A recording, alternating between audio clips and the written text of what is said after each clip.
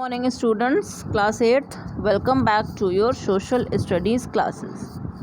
So class 8th, we are studying lesson number 4 in history, and the name of the lesson is tribal people and colonialism. Okay, so बच्चों हम लोग इस lesson में क्या पढ़ रहे हैं? ट्राइबल पीपल की, ट्राइबल कम्युनिटी की क्या हालात थे ब्रिटिशर्स के अंडर में, इन सारी चीज़ों के बारे में हम लोग पढ़ रहे हैं. We have already seen 4 lectures of it. This is the 5th lecture और हम लोग पढ़ने वाले हैं अभी मुंडा रिवोल्ट के बारे में, फिर खासी रिवोल्ट्स के बारे में. So let's start. देखो, मुंडा रिवोल्ट कब होता है बच्चों? 1899 में. और मुंडा रिवेलियन के बारे में अभी आप लोग और अच्छे से पढ़ोगे in the case study. So don't worry, यहाँ पे हम लोग बस थोड़ा सा पढ़ेंगे, फिर हम लोग अच्छे से उसके बारे में केस स्टडी पढ़ेंगे मुंडा रिवेलियन के बारे में. अभी यहाँ पे मुंडा रिवोल्ट के बारे में पढ़ते हैं हम लोग. ये कब हुआ था? 1899 में. और फिर एंड कब हुआ? 1900 में. मतलब साल भर ये भी चला. तो संथल रिवोल्ट के बारे में आप लोगों ने लास्ट क्लास में पढ़ा था ना. संथल रिवोल्ट क्यों हुआ? क्योंकि संथल्स जो थे वो लार्ज नंबर्स में थे, ठीक है, और उनके वो लोग मिल गए किसके साथ में? और अदर डिप्रेस्ड क्लासेस के साथ में वो लोग मिल गए और उन्होंने रिवोल्ट कर दिया अगेंस्ट ब्रिटिशर्स, है ना. अब यहाँ पे क्या बताया जा रहा है कि जो छोटा नागपुर रीजन था वहाँ पे भी मेजर ट्राइबल रिवोल्ट्स हुए. ये किसने इसको स्टार्ट किया? मुंडा ट्राइब ने स्टार्ट किया. मुंडा ट्राइब मतलब ये जो ट्राइबल कम्युनिटी थी उनका नाम क्या था? मुंडा. पूरी कम्युनिटी का नाम क्या था? मुंडा. और इन्होंने किस चीज़ के अगेंस्ट में प्रोटेस्ट किया था? तो बेथ बेगारी या फिर फोर्स्ड लेबर. मतलब वही बात है, जिनकी ज़मीन अंग्रेज़ों ने हथिया ली थी, फिर कहा क्या इन लोगों से कि चलो हमारे यहाँ पे काम करो, और फिर नाम मात्र पैसा देते थे, खाने पीने को देते नहीं थे, मरने के लिए छोड़ देते थे. वही वाली कहानी है. Mundas fought against the British authority under the leadership of a young man named Birsa Munda. अब ये बिरसा मुंडा जो थे ये बहुत ही कैरिज्मेटिक पर्सनैलिटी हैं, बहुत ही, मतलब समझ लो कि एपिटोम है ये. मतलब एक पूरे का पूरा एग्जाम्पल है किस चीज़ के? ब्रेवरी के. ब्रेवरी मतलब हिम्मत.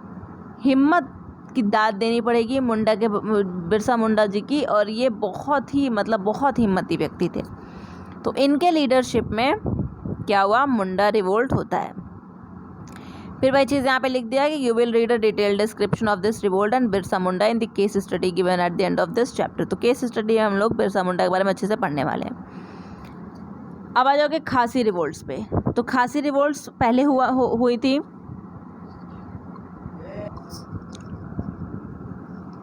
ओके, सो हम लोग पढ़ने वाले हैं अभी खासी रिवोल्ट्स के बारे में. तो बच्चों, हम लोगों ने संथल रिवेलियन जो पढ़ा था वो कब हुआ था? 1855 टू 1856 में, ठीक है. और खासी रिवोल्ट, और आप देख रहे हो मुंडा रिवोल्ट जो हुआ 1899 टू 1900 के बीच में हुआ है, ठीक है. और खासी रिवोल्ट्स आप देख रहे हो 1829 टू 33 के बीच में हुआ है, फिर 1860 में भी हुआ है. तो आप ऐसा कह सकते हो कि संथल रिवोल्ट से भी पहले खासी रिवोल्ट हुआ था, क्योंकि 1829 में ही हो गया था. संथल आपने देखा 55 में हो रहा है, और मुंडा रिवोल्ट तो बहुत बाद में हुआ, 99 में हुआ. लेकिन मुंडा रिवोल्ट बहुत ही ज़्यादा माना जाना बहुत ही ज़्यादा एक इम्पैक्टिव रिवोल्ट था, क्योंकि बिकॉज ऑफ बिरसा मुंडा. चलो खासी रिवोल्ट के बारे में जानते हैं क्या लिखा है. The Khasi revolts flared up in the Khasi hills of Meghalaya due to various reasons. तो ये मेघालय में जो ट्राइबल कम्युनिटी थी खासी हिल्स में, वहाँ पे ये रिवोल्ट हुआ. क्यों? अब देखो, जैसा कि आपने पढ़े हो, आप लोग पढ़ चुके हो, इंग्लिश ईस्ट इंडिया कंपनी ने क्या किया? दीवानी ले ली थी या फिर अधिकार ले लिया था बंगाल में रेवेन्यू खुद कलेक्ट करने का. मतलब सारा पैसा ब्रिटिश गवर्नमेंट के अंडर में जा रहा था, बंगाल, बिहार और उड़ीसा का. After annexing the Brahmaputra valley, Brahmaputra valley पर भी कब्जा लिया ब्रिटिशर्स ने.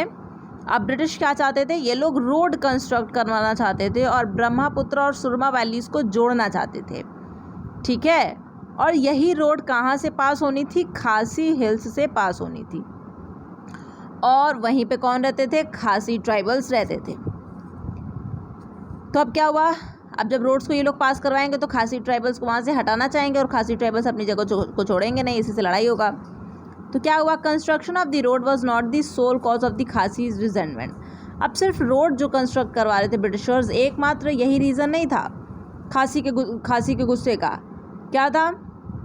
दे were full of resentment also due to the influx of outsiders. ये लोग इस चीज़ पे भी भड़के हुए थे कि हमारे लाइफ को तबाह करने वालों में सबसे ज़्यादा मतलब बाहर के लोग हैं, जैसे कि ब्रिटिश इंजीनियर्स हो गए, ऑफिशियल्स हो गए, ट्रेडर्स हो गए, मनी लेंडर्स हो गए, ये सब उनके रीजन में आके इंटरफियर कर रहे हैं।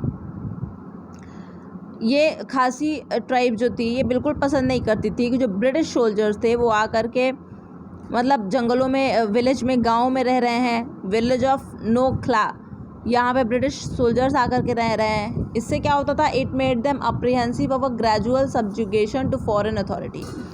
इससे खासी ट्राइब को ये लगता था कि हमारे ज़िंदगी में, मतलब हमारी ज़िंदगी, हमारा ज़मीन, हमारा देश, देश का तो खैर उस टाइम पे नामो निशान भी नहीं था, ऐसी किसी के अंदर सोच भी नहीं थी, लेकिन इन लोगों को ये लगता था कि हमारे जगह पर कोई और आकर के हमारे ऊपर अपना अतिक्रमण कर रहा है, अपनी अथॉरिटी हमारे ऊपर थोपने की कोशिश कर रहा है। इस वजह से वो लोग गुस्सा थे। अब देख सकते हो यहाँ पे अ मैन फ्रॉम खासी ट्राइब, है ना। तो इन द ईयर 1829 द खासी tribals attacked and killed a great number of British officers. तो साल 1829 में क्या हुआ? खासी ट्राइबल ने अटैक कर दिया और ढेर सारे ब्रिटिश ऑफिसर्स को क्या कर दिया? मार दिया। This caused a war between the tribals and the British. और ब्रिटिश और ट्राइबल्स के बीच में इसी वजह से क्या हो गया? वॉर छिड़ गया, युद्ध छिड़ गया। Khasi tribals were led by a chief called U Tirot Singh. Khasi tribal के जो चीफ थे वो कौन थे? यू तिरौत सिंह उनका नाम था। और ये लड़ाई कब तक चली? 1833 तक। मतलब 1829 में शुरू हुई और 1833 में कितने साल चली? 4 साल। अंत में वॉर का एंड कैसे हुआ? With the surrender of the Khasi leader after which he was sent to Dacca as a prisoner. जो खासी लीडर थे यू तिरौत सिंह, इन्होंने क्या कर दिया? सरेंडर कर दिया अपने आप को ब्रिटिशर्स के अंडर में। और इनको कहाँ पे ब्रिटिशर्स ने भेज दिया? दक्का भेज दिया। किस तरीके से? कैदी के भेषा, मतलब ये कैदी बन गए ब्रिटिशर्स के। Hence the Khasis were made to accept British supremacy. अब ब्रिटिशर्स के अंडर में आ गए खासीज। 1860 की बात है। उसके बाद क्या होता है? British imposed a house tax on the people living in the खासी हिल्स। ब्रिटिश ने क्या इम्पोज कर दिया? हाउस टैक्स, कि मतलब जिस घर में रह रहे हो उसके लिए भी पैसा दो। This decision caused great resentment and within a few months the people rose in rebellion in opposition to the tax. इसके वजह से खासी ट्राइब जो थी वो बिल्कुल बुरी तरीके से भड़क गई। उन्होंने कहा, आओ लो, पैसा तुमको हम अच्छे से देते हैं, ऐसा पैसा देंगे कि ज़िंदगी भर याद रखोगे। इन्होंने क्या किया? रिवोल्ट छेड़ दिया अगेंस्ट में ब्रिटिशर्स के। लेकिन वही बात है ना, ब्रिटिशर्स सुप्रीमेसी जो थी वो बहुत ही ज़्यादा थी, हावी हो जाती थी किसी भी चीज़ पे। यहाँ पे भी जो रिवोल्ट था वो ऑर्गेनाइज्ड नहीं था अच्छे से, वो किसी की लीडरशिप के अंडर में नहीं था।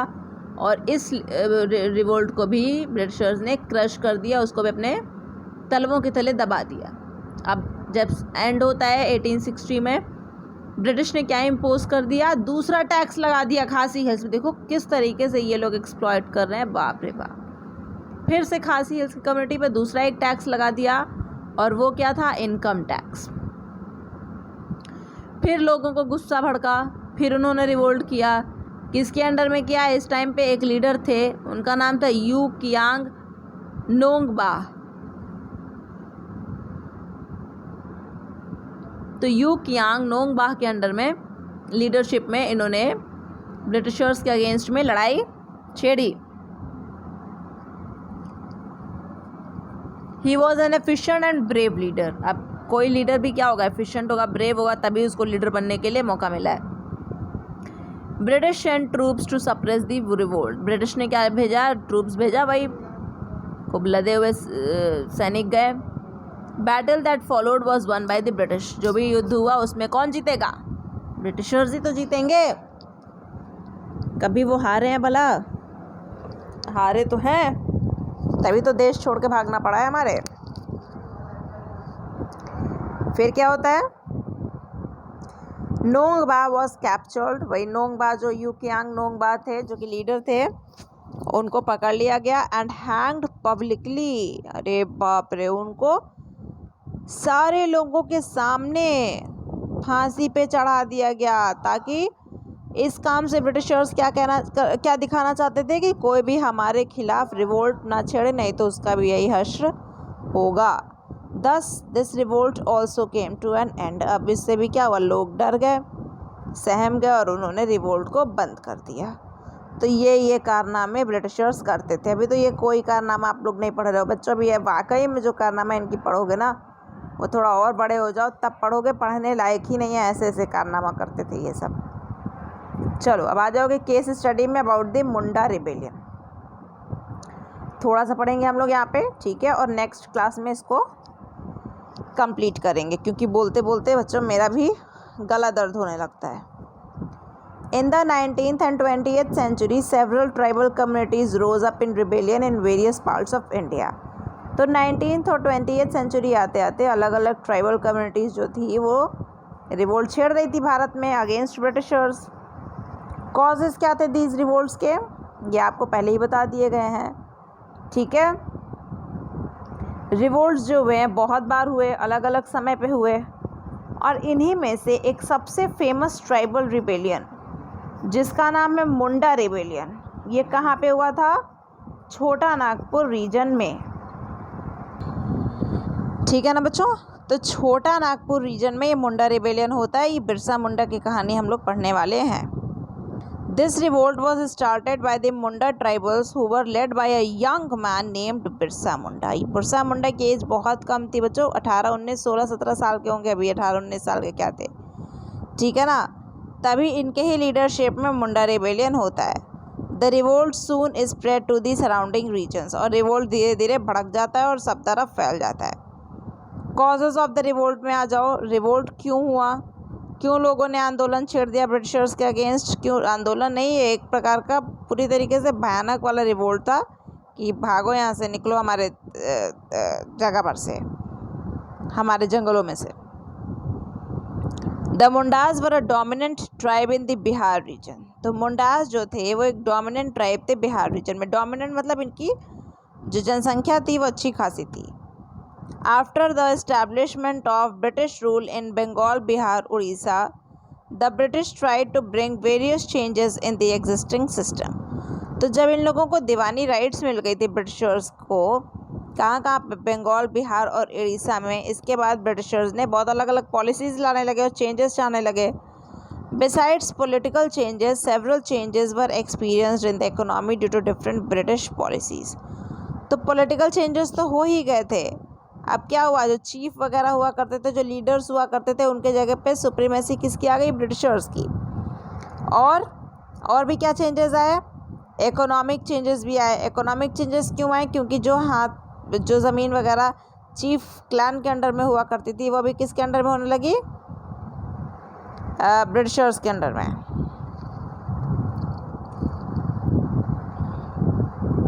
ठीक है। In the course of time, British policies also began to influence the lives of the Mundas। अब धीरे धीरे क्या हुआ, जो ब्रिटिश पॉलिसीज़ थी इससे भी मुंडास की ज़िंदगी तबाह होने लगी। Many began to influence the lives of the Mundas। Many non-tribal community migrated to their areas and grabbed the land that was once again under the control of the tribals। तो बहुत सारे ऐसे लोग जो कि ट्राइबल नहीं थे वो लोग गए और जो ट्राइबल की लैंड था, मतलब जो ट्राइबल कम्युनिटी का जो लैंड एरिया था उसको अपने अंडर में लेने लगे। They began to exploit the local people. उन्होंने क्या किया, उन्होंने एक्सप्लॉयटेशन शुरू कर दिया लोकल पीपल का। The Mundas who were a peace loving tribe had been regarded as the khuntkattidar original tribe which had cleared forest. तो खुंत कत्तीदार मतलब वही लोग थे ये मुंडाज जिन्होंने सबसे पहले जंगल को काट करके साफ़ किया था खेती के लिए, ठीक है ना। तो असली ज़मीन के हकदार कौन हुए, मुंडाज हुए। अभी क्या हुआ, ये पीस लविंग ट्राइब थे, ये किसी भी से भी युद्ध वगैरह नहीं करना चाहते थे, ठीक है। But under the British this privilege had been snatched by the dikus. लेकिन ब्रिटिशर्स के अंडर में ये जो प्रिविलेज था मुंडास का कि ये क्या थे, खुंद कत्यार थे, मतलब ये वो लोग थे जो कि चीफ हुआ करते थे। अभी क्या हो गया, ये डिकूज के अंडर में आ गए हैं और इनकी पूरी तरीके से फ्रीडम और अथॉरिटी को इनके हाथों से चली गई है। The jagirdars, land owners, hakims, British officers, ठीक है। जागीरदार्स मतलब वो लैंड ओनर्स जिनके पास ज़मीन हुआ करती थी। हकीम्स जो ब्रिटिश के ऑफिशियल्स थे। ठेकेदार्स जो कॉन्ट्रैक्टर्स थे, है ना। मनी लेंडर्स और क्रिश्चियन मिशनरीज, ये सबको इन लोग डीकू बोला करते थे। The Mundas were forced into working for the traders and landlords, और मुंडास जो थे उनको फोर्स किया जाता था कि आप ट्रेडर्स के लिए, लैंडलॉर्ड्स के लिए काम करो। This system come to be called beth बेगारी, और इस सिस्टम को ये लोग क्या बोलते थे, बेथ बेगारी और forced labour. And let the tribals to utter poverty and great suffering, और इस वजह से जो ट्राइबल्स को क्या होने लगा, बहुत गरीबी होने लगी और बुरी तरीके से ये लोग सफ़र करने लगे। Various British policies that eroded traditions of joint ownership caused discontent among the tribals, इस वजह से ट्राइबल पीपल बहुत भड़क गए। The simmering discontented erupted into a revolt, और इस गुस्से की वजह से क्या हुआ, जब ये गुस्सा भड़का तो लोगों ने क्या किया, रिवोल्ट कर दिया। Person who organise the revolt was Birsa Munda, और जिस व्यक्ति ने इस रिवोल्ट को ऑर्गेनाइज किया था उसका क्या नाम था, बिरसा मुंडा, और यही लीडर थे। ठीक है, तो यहाँ तक हम लोग पढ़ लेते हैं इस आज के क्लास में बच्चों। बाकी जो बचा खुचा है वो हम लोग पार्ट 6 में पढ़ करके इस चैप्टर को ख़त्म कर देंगे। Okay class, thank you.